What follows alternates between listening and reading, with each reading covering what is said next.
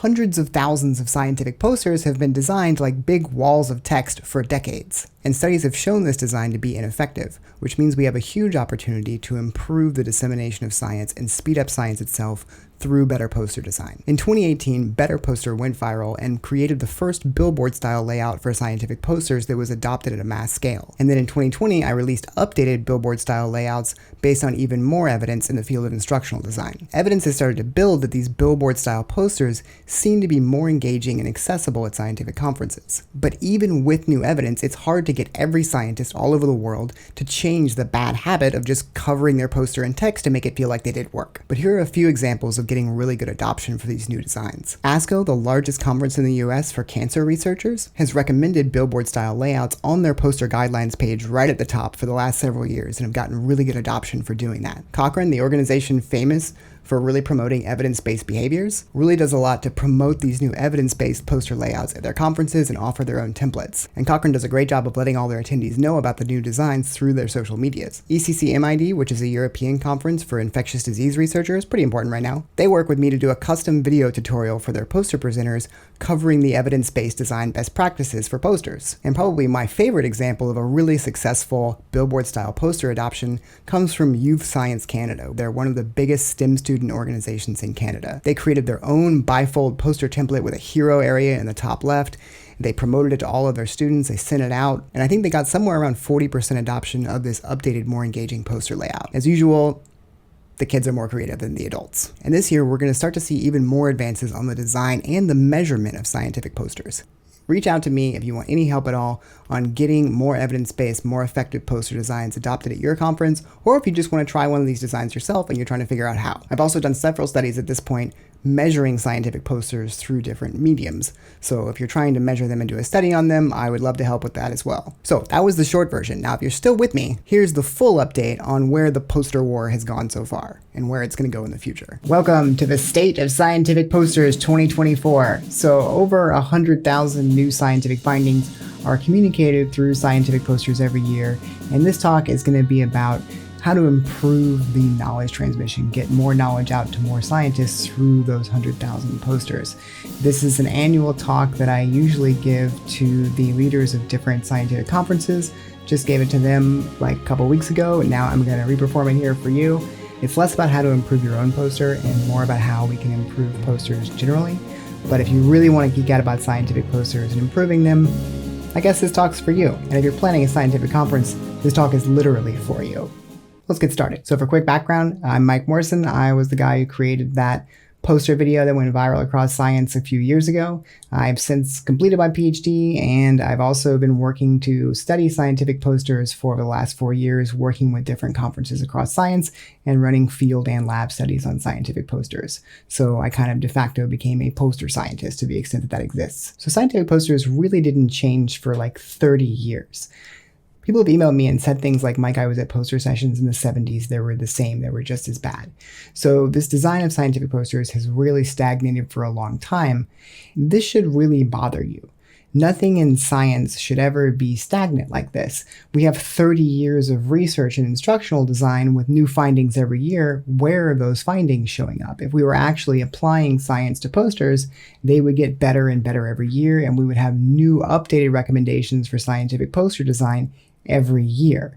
The fact that they've stagnated and stayed the same design for so long means there's something else going on. And it's also really hard to get new designs adopted, even if you have evidence. And I've tried, because as much as conferences can do to recommend new designs, and as much as you can do watching this to recommend new designs to your friend, ultimately, like every person who attends a scientific conference is coming from a different lab with a different PI, with different recommendations and different levels of science communication skill. It's really hard to get everyone to adopt a new behavior, even if you have evidence that it's highly effective, which is the whole problem of the field of implementation science. There's a whole field dedicated to that problem. So the basic idea of what I've been trying to do with scientific posters is this. Normally you attend a scientific poster session or thousands or tens of thousands of scientists attend poster sessions, and they end up getting like 1 or 2 insights per session. They learn something from like 1 or 2 posters out of 100 or 200. And there's a couple different perspectives on this. And I was talking to my wife about it the other day. She is an MBA. She thinks very strategically. She's never been to a scientific poster session. And her take was something I've heard from other scientists before, which is like, well, that's okay. You know, if it's the right 2 posters out of 100 that we get you to, that should be the goal. The goal should be to keep scientific poster sessions the way they are, still walls of text everywhere, but just focus on helping scientists find the right 2 posters in the room before they even walk into the room. It's a very fine argument. And I asked her, I said, you know, like, hey, there are posters on hyperthyroidism. She has hyperthyroidism. What should we do at conferences on hyperthyroidism? And her attitude completely changed. She was like, I don't care. Just force them to see every poster, fix it before it gets worse. When you have nothing to lose and nothing to gain from improving scientific posters, it's really easy to sit back and be like, yeah, they're fine or whatever. But if you're suffering from something and you're waiting on science to sort of speed up and save you, you don't want posters to be a little bit more efficient. You don't want like a 5% efficiency improvement.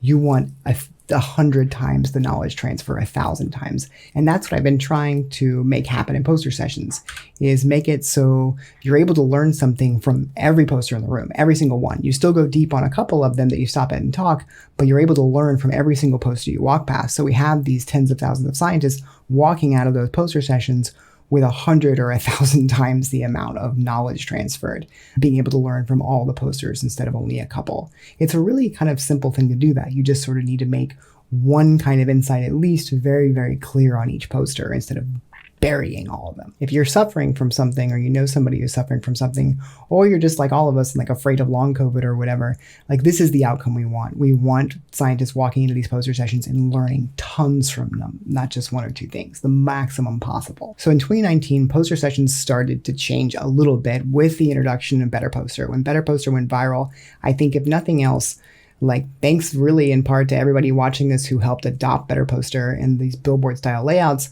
I think that we really at least destabilize posters.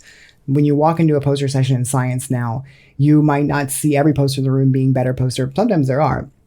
You'll probably see a couple of the Billboard layouts, but more than that, people have told me that like they didn't have the courage to try one of these new layouts, but they did like make their figures twice as big, or they made a big takeaway statement or something, right? Or they made their methods into a flow chart because they saw one of the BetterPoster videos.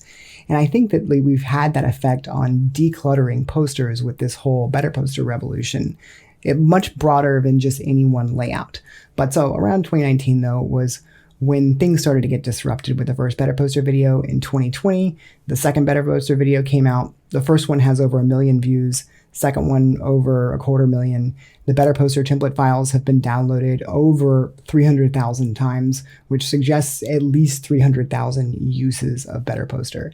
So it's definitely moved the needle a little bit on poster design. And again, my hope is that the biggest contribution of BetterPoster and the Poster 2.0 movement was to at least just destabilize posters. I'm an organizational psychologist by training, and usually the first step in changing an organization's culture for the better is to just sort of destabilize it a little bit. You got to make things kind of plastic before you can introduce change. And we've started to do that. So we're already on our way, thanks in a large part to a lot of you watching this who have helped drive the adoption of these new poster layouts and these new poster design techniques. There's now lots of better poster layouts. There's not just that one first viral famous layout.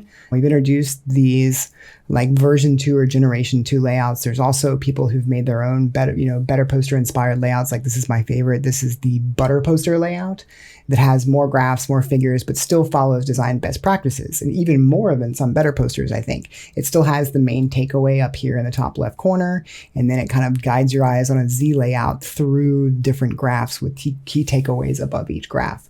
There's a word in psychology, at least, equifinality, which is their many roads lead to the same end. You don't have to use one of my layouts in order to make an effective poster or to dramatically increase the amount of knowledge that gets transferred in a poster session.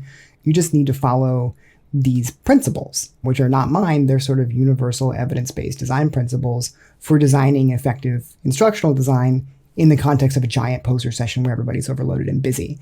And this ButterPoster is a perfect example of one that would work totally fine, as well as mine, if not better. This is the current portrait BetterPoster layout. It adds a couple of features that might be new to some of you, including a limitations box at the bottom. So one of the best practices, even for communicating study limitations and exceptions, is to boil those study limitations down. Like, hey, it was a small sample, it was in mice, it was just in the lab.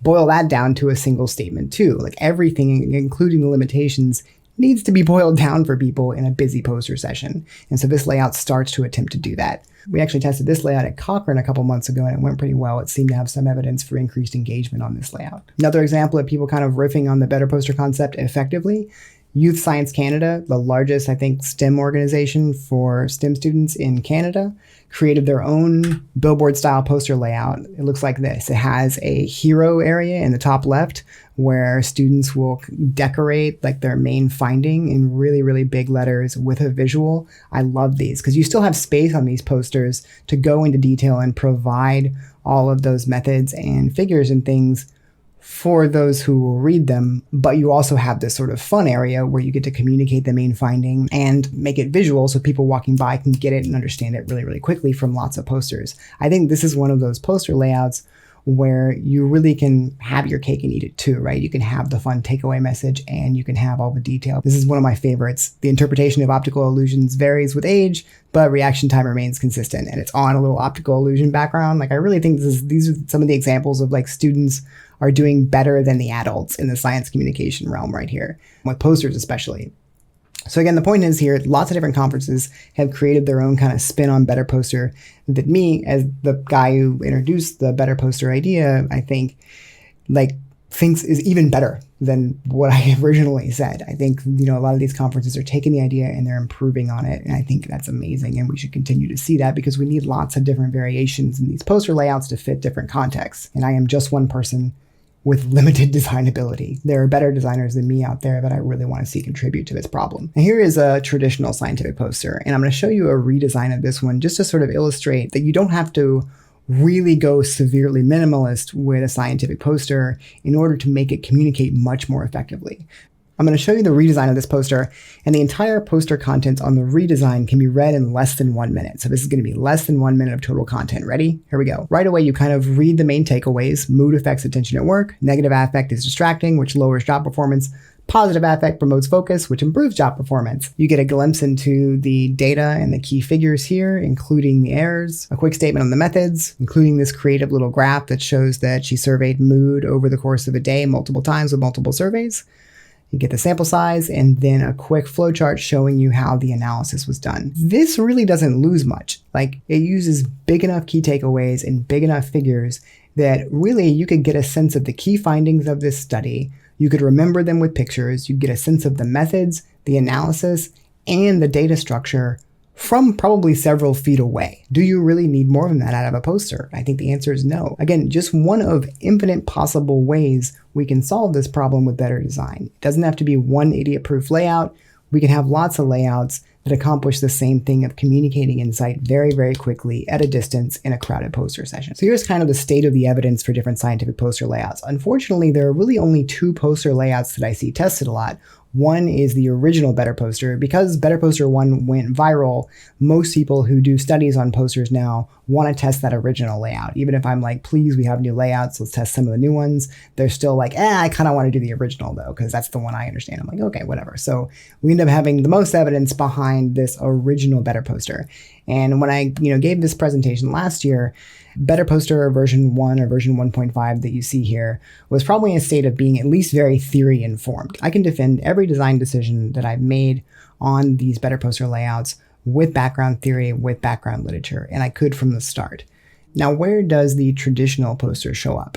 Most people think that these BetterPoster layouts are like opinion or whatever, maybe a little theory informed, and the traditional wall of text is way over here and replicated. That's not the case. The traditional design that everyone's using right now, I would put somewhere here in anti-evidence. I think that there's enough evidence that the traditional scientific poster design is actively ineffective, that it takes to the best practices and then does the opposite. If I were, with the exception of the title at the top, which I think is pretty effective, and the little section headings on the traditional design, I think those areas are effective. Besides that, as a designer who's been studying scientific posters for 4 years now, if I was trying to design a scientific poster to hide science, to keep science away from people and to obfuscate it, I would design it almost exactly like the traditional poster.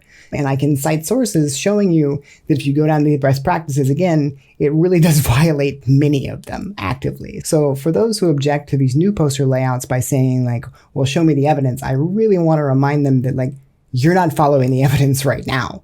Really, there isn't an evidence-based poster. There isn't a poster that's been really well replicated.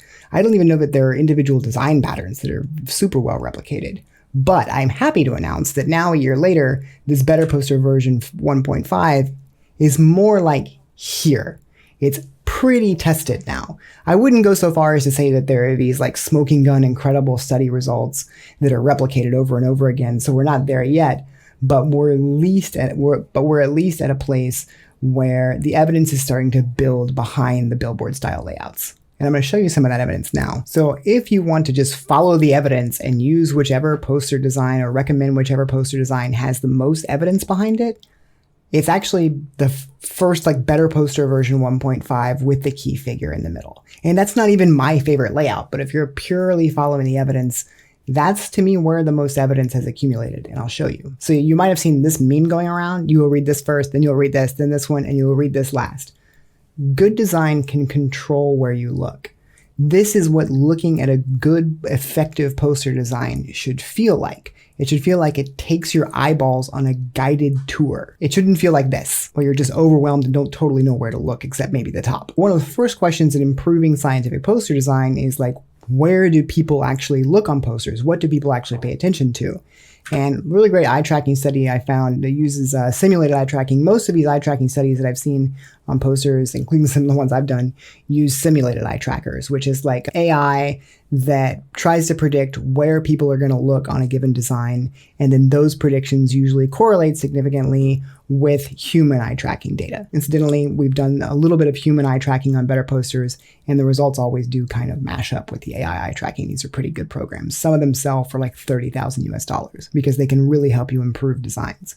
And what this study found was that what people seem to look at or fixate their eyes on scientific posters, or what they're likely to look at, are call-out boxes with big conclusions and big key figures. The first BetterPoster displayed on the right was literally a call-out box with a big conclusion and a big key figure, so it's not really surprising that these Billboard-style layouts are seeming to really outperform the traditional wall of text poster in eye tracking studies. So what you're looking at is actually simulated eye tracking that was run on both an original BetterPoster and a traditional poster design. If you'll notice, the design on the right really draws your eye to the main finding and the key figure, where the design on the left is kind of scattered. It's drawing you to sort of irrelevant things like the school logo. It's all over the place. These Billboard style layouts, like on the right, really do save you the time of figuring out where to look. And if you do that on every single poster in a room full of 1,000, saving those seconds of orienting is going to really, really lower the total cognitive load. It's going to lower the fatigue and help people see lots of posters faster. Here's another eye tracking simulation with AI eye tracking software. Of these two, which would you say is looking like it's taking your eyeballs on an intentional guided tour, and which one looks like it's going to take your eyes all over the place in random movements because it's cluttered? It's pretty obvious, right? Like, I think that you really didn't need eye tracking to kind of tell you that the traditional wall of text poster is cluttered, but it shows up in eye tracking too. This Billboard style poster on the right takes your eyeballs on a really deliberate tour. You start with the main finding and the key image. You scan across the methods. You scan across the results. It shows up in the eye tracking. And as the person who designed that layout, I designed it to do exactly that with your eyeballs. So people who understand this idea of visual hierarchy in design can do this with eye tracking. Here's that other redesign I showed you earlier, but it's more like a cross between a BetterPoster and a traditional design, but still communicates information really, really quickly. If you only looked where the hot spots are on this eye tracking heat map, what would you be looking at? You'd be looking at like, okay, mood affects attention at work.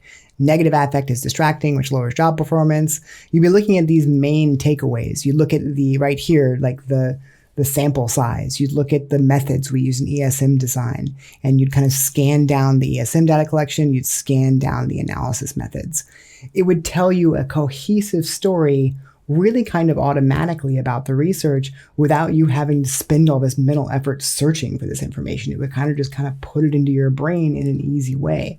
Imagine that easy kind of communication about the methods and the data and the conclusions at a distance across 100 posters. That's what we want, that kind of automatic, effortless learning of all the study details. Still want to learn the limitations and the methods, but you just want kind of the limitations and the methods and the conclusions to kind of come to you. And that's what good design can do in posters. Again, here, eye tracking is kind of revealing that these billboard style layouts have a lot more intentional, more effective communication design than the traditional poster. We also did a study with the American Centers for Disease Control, where we got subjective reactions from both presenters and attendees on both. We did a split design where you had some that were billboard style posters and some that were the traditional design.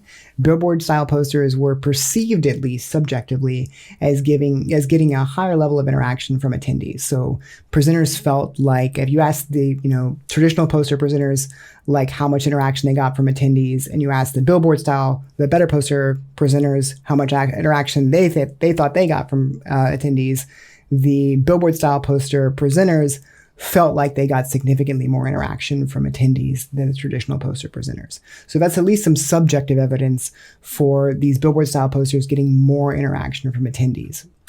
We also did a qualitative study of the original BetterPoster. This is the one before we added the key figure, which everybody universally seemed to have liked. So sorry for the missing key figure. This was the version one, the 2019 original layout with just the takeaway in the middle. But this one still, even though it's like too simple for some people, it still kind of got good reactions in a qualitative study we did. We did a study in Switzerland where every poster in the room was this design, was the billboard style original BetterPoster. And like in terms of the qualitative data, it came out as people preferred it over the traditional design. Overall said things like it promoted scientific discovery. And I can tell you from attending that conference and walking down that poster session, it was the first time I'd ever attended a poster session where every poster in the room was billboard style. It was really incredible for me for several reasons, obviously. But one of them was that people would come up to me at that poster session and they would say things like, I feel like I can see more posters without getting tired. And I knew what they were talking about. You just walk down all these better posters and you could just sort of absorb things. You didn't get all overwhelmed by all these walls of text and you didn't get fatigued. You could just keep sort of absorbing the research and enjoying it. The whole room felt lighter, like for having these billboard style posters instead of the traditional ones that you're used to. Also, my favorite moment of this entire BetterPoster thing happened at that Switzerland conference. I was standing there looking at a BetterPoster, and somebody was right beside me, and they didn't know that I was the guy who had made the poster layout or was there to like oversee the poster session or whatever. And so you just thought I was a fellow attendee, and he's standing there, he's looking at the posters and this new design, and he goes, I think this is a step in the right direction, this poster design. And that to me was like the perfect summary of how I feel about all these BetterPoster layouts. I don't think that they're like this perfect replacement for the traditional design. I don't think that they have everything they need. I don't think that they're complete. I don't think that they direct the eyes perfectly yet. But I think they're a step towards the feeling that we want from scientific posters in the future, and we need to keep going. As a reminder, there are lots of different BetterPoster layouts now. I think really people felt like this first design was like too minimalist for a lot of people, although in person it worked pretty well. But if you feel like this first design was too minimalist, there are a lot of updated designs now that have more data, have more figures, which was the biggest feedback to the first layout, that are universally much more sort of acceptable and palatable to a wider range of people because they have more data and figures. So if you've struggled to get adoption with the original super minimalist billboard style BetterPoster, I really recommend trying especially this middle one, the like generation 2 with the takeaway on the left and the key figures on the right. This one really, really seems to get wide, like positive emotional reactions, even from people who were skeptical of the first one. And try a ButterPoster, try somebody else's, try making your own spin, try just applying the principles to your own layouts. Like that's totally encouraged. So if you're keeping track, we now have talked about the study with the American Centers for Disease Control, where this BetterPoster version 1.5 top left was perceived as having more interaction from attendees than the traditional design. We had the other study, the qualitative study in Switzerland with all the BetterPosters, all the billboard style posters, where people felt like it like promoted scientific discovery and was easier to interact with than the traditional scientific poster design. And then we did another study with the American Heart Association. And what we did at this study is was a really good idea from my friend Brenton Wernick, which shout out to Brenton. And he suggested that I hand out clickers to all the poster presenters because we wanted to get away from these subjective like sense of interactivity of these posters and started to get some objective metrics on posters. And so what Brenton suggested is that we gave every poster presenter a little clicker like they use for counting cells in the lab and have them just sort of quietly click whenever someone stopped at their poster, which was a wonderful idea. And the best part about the study is that we were able to pay the participants in the clickers. Like they were like, can I keep this? Like, yeah, there's your compensation or whatever, right? And so we just had tons of these clickers. Anyway, I thought it was a great step towards getting some objective numbers on whether BetterPosters and these Billboard posters were getting more interactions than the traditional wall of text. And what we found, frustratingly, was that the average poster, I think, got like 6.5 people stopping at it in general. If you remove an outlier, there was one traditional scientific poster presenter who reported that with an average of 6, this one traditional scientific poster presenter reported that they got like 80 people stopped at their poster to talk. I've never seen that. I think it's completely fair to say that 80 on a mean of 6 is a pretty far outlier. I forgot the standard deviation, but it was not, 40 or whatever. And so it was like this huge outlier. It was clearly like, I think maybe we needed to define what stopping meant for this person or whatever. Maybe like somebody just sort of walked near their poster and they're like, click. But if you remove that one person who reported that 80 people stopped to talk to them, then the Billboard style posters, the BetterPoster version 1, got significantly more people stopping than the traditional design.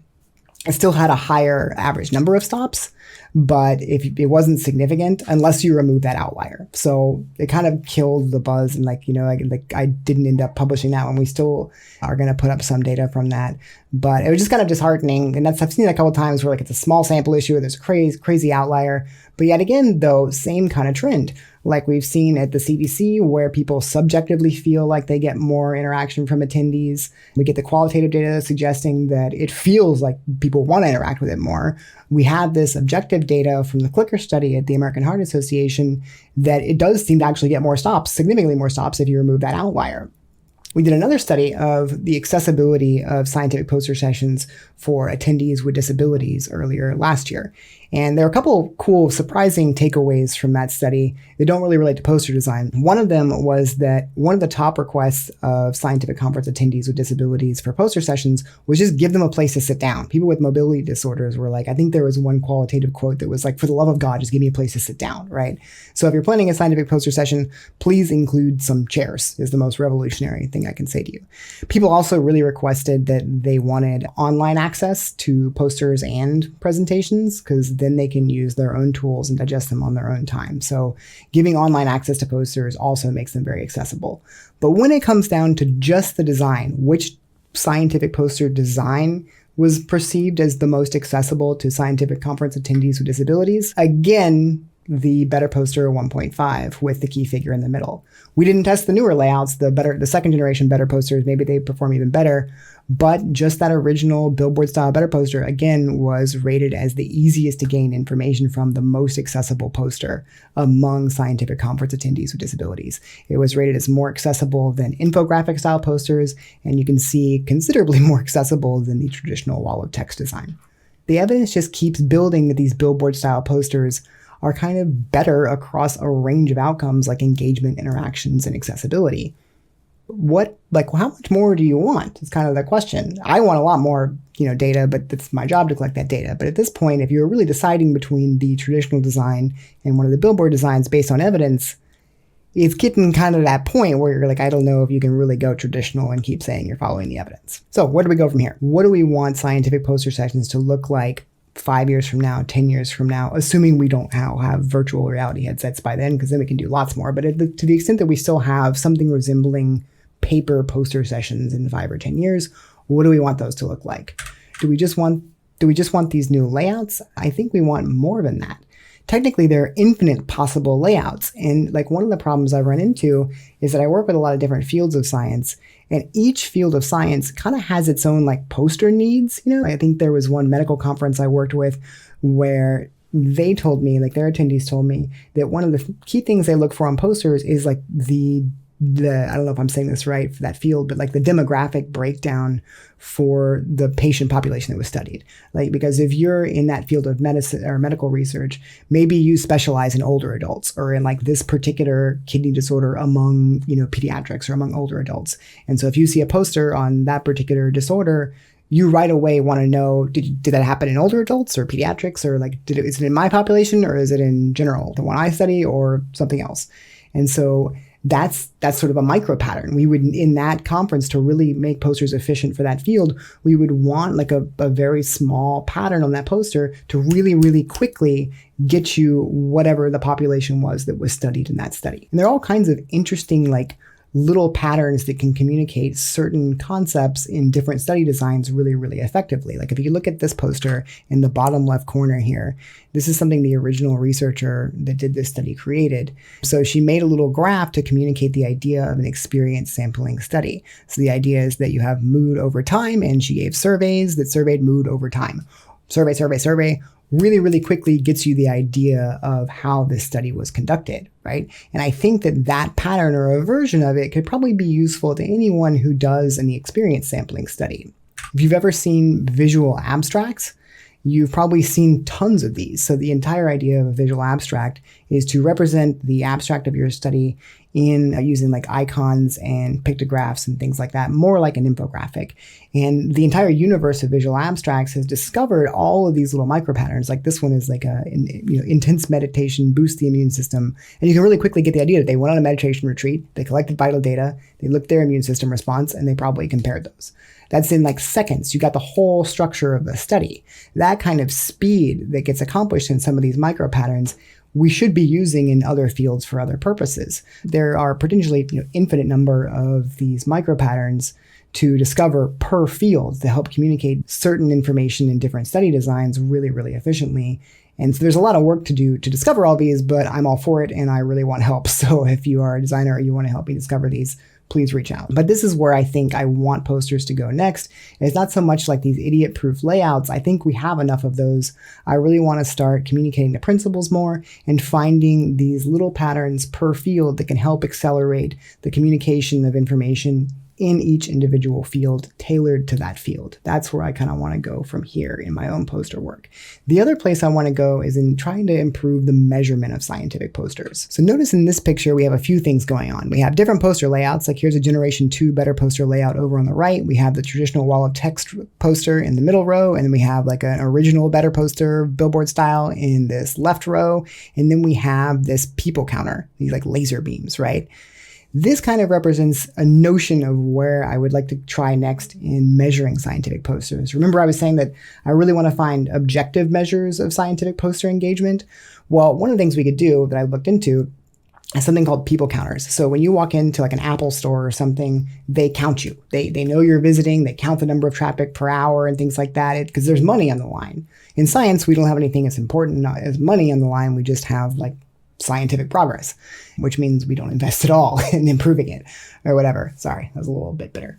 But like what we could do, if there was money, we could go out and we could spend $10,000 or $12,000 getting these professional grade people counters and anonymously tracking all of his visitor behavior in poster sessions. We could track, per row, per poster, and look at which designs get more engagement really in mass, very objectively. No conference that I have ever worked with in science has $10,000 or $12,000 to spend on professional grade people counters.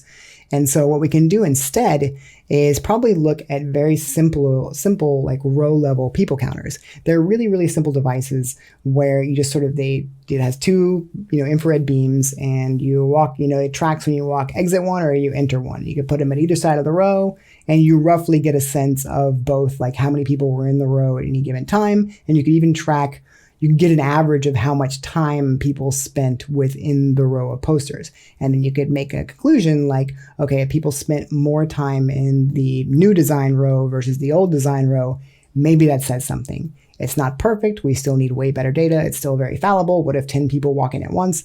There's all those problems, but I think it's a step towards more objective measurement of visitor behavior and browsing behavior, and more importantly, foraging behavior in scientific poster sessions. And I think we could do it on the cheap. So I think you can get this kind of, they're called beam break sensors for a few $100 on Amazon a piece, but they don't quite do what I think we need to do for scientific posters. And so I'll be creating one. So hopefully sometime this year, I'll be introducing an open hardware people counter specialized for measuring scientific posters. I want to make it as simple as you just slap it on a poster in the row and then you just send me the data. We can get more accurate poster level stuff too, but this would be a start. So this is somewhere I'm really interested in going. And actually, since you've stuck around this long in the video and you clearly care enough about scientific posters to watch this really abstract presentation on improving them, I can show you this. So this is my generation 1 poster buddy, poster counter thing. It has 2 ultrasonic sensors. It can track distance to the sensor. And I'm going to start building from this base up to build a little poster counter. And then I really want to do it as open hardware and make the code open source so that if people can improve on the design, we can make that happen too. But if you're open to me trying some of these newer measurement methods, maybe trying one of these anonymous beam break people counter kind of row measurement devices, reach out to me. If you are not up for the full laser beams on every poster row or invisible laser beams on every poster row, and you're going to do the survey method, I have a couple recommendations for you. So if you're going to run a survey on scientific posters, please use a question like this. It says, please rate your mental effort required to understand this poster design from very low mental effort to very high mental effort. What you're looking at is a single item measure of cognitive load. This is a better, more defensible question to ask in your survey. So the idea is that you show them one of your experimental poster designs and one of the traditional design, and you ask them which one is higher in cognitive load. Asking that kind of precise question, which of these is more mental effort, higher in cognitive load, helps us sort of have a common measure. Cognitive load is a very common outcome measure in instructional design, in learning psychology.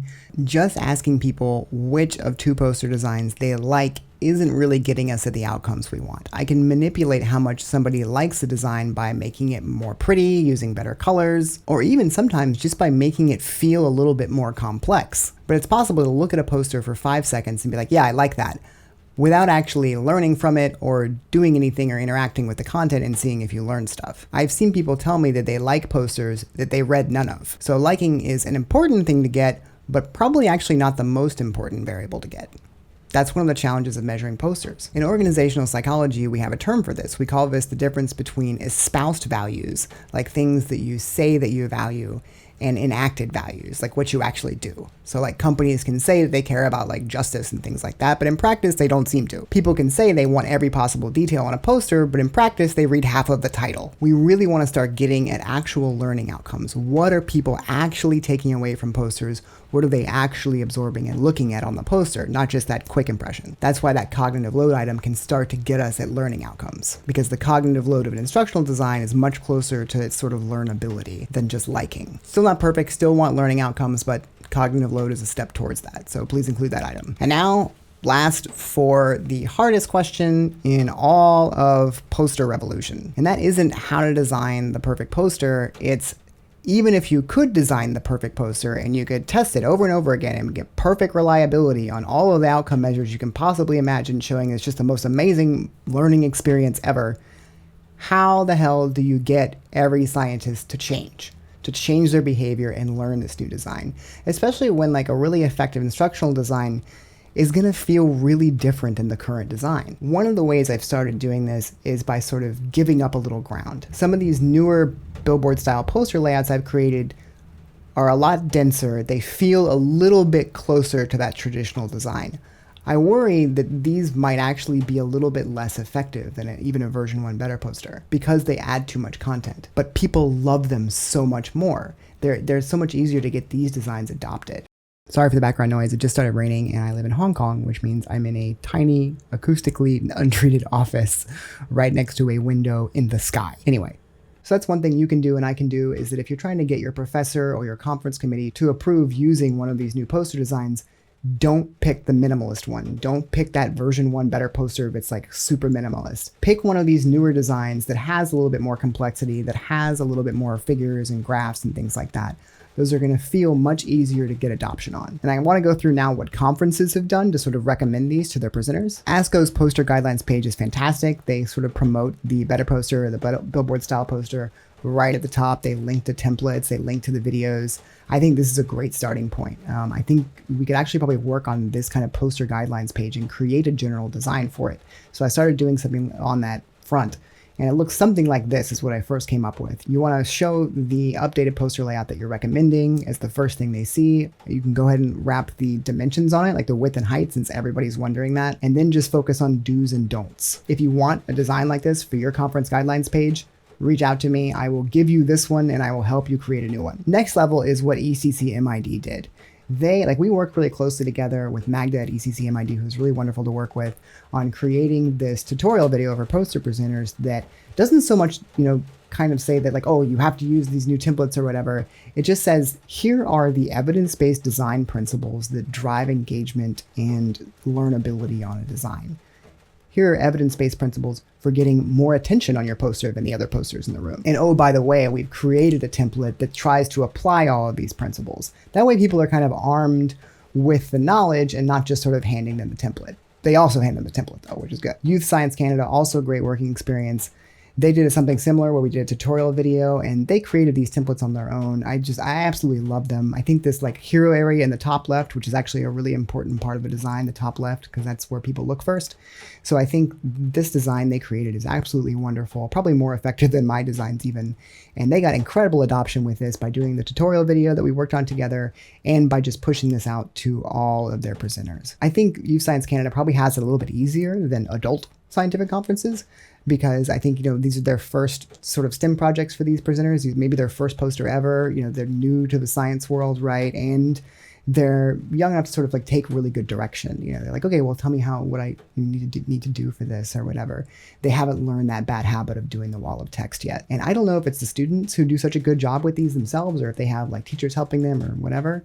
But like some of these hero areas are so creative and well designed. Anyway, so that's another good example. There are lots of conferences in science now that try to recommend these Billboard poster layouts in one form or another, in different, ranging from just sort of a side link at the bottom of the poster guidelines all the way up to the ECCMIDs and the ASCOs who are doing like tutorial videos and custom templates and things like that. I think at this point, I still think you shouldn't mandate Billboard style poster layouts because people kind of resent that and it's hard to police. But I do think you should extremely strongly recommend them. Like, I think I've seen enough evidence at this point. Any of these Billboard style poster layouts are probably going to be more effective to recommend than the traditional wall of text. I'd prefer you to recommend this Generation 2 presenter layout, or maybe this one, over the original. One, because it's more palatable, and two, because I have seen some evidence, tiny little bit of evidence on the few tests that have been done on these Generation 2 layouts that they seem to perform better in eye tracking than even the Generation 1 layouts. But you can even recommend like the ButterPoster, and I will help you do that. Just pick something that has the main finding as the first thing people see. That's priority number one. But anyway, so thank you for staying with me through all that. I hope you learned where we are on the scientific poster revolution. I want to remind you that my full-time job is actually redesigning scientific publishing and scientific articles, which is an even harder problem than redesigning scientific posters. Same problem, so you got to come up with a more effective design first, and then you've got to get giant publishers to adopt it, which is like easier and harder for different reasons, right? So all of that work on redesigning scientific publishing and scientific articles is something I do through my wonderful job at CurveNote. So please get in touch with me or CurveNote if you have a conference or a scientific journal or something and you're looking to modernize your article design, your publishing system, your peer review system. We can really streamline a lot of that and give authors and peer reviewers and admin staff a much more efficient, faster, more enjoyable user experience for publishing science. And the scientific articles we're publishing at CurveNote are more reproducible than traditional scientific articles. It's easier to reproduce and extend the science published through these new systems than it is through the old PDF approach. So if you like open science and you like good design, please get in touch with CurveNote or me at CurveNote. So generally, if you're interested in helping to redesign scientific posters, poster sessions, journal publishing, abstract management systems, scientific articles, it all needs to improve. So if you're interested in helping or trying that yourself, reach out to me again. I should be able to at least get you some helpful information and get you started, if not completely set you up. I'm on Twitter or X, Blue Sky, Mastodon, and I have a YouTube channel, obviously. And I'm also launching a new website, scienceux.org, to consolidate all of this design research. And we now have our Reddit. The Science UX Reddit is also up. So thank you so much for caring about this stuff. We really couldn't get any change in any of this broken scientific system without people like you who are helping to do it.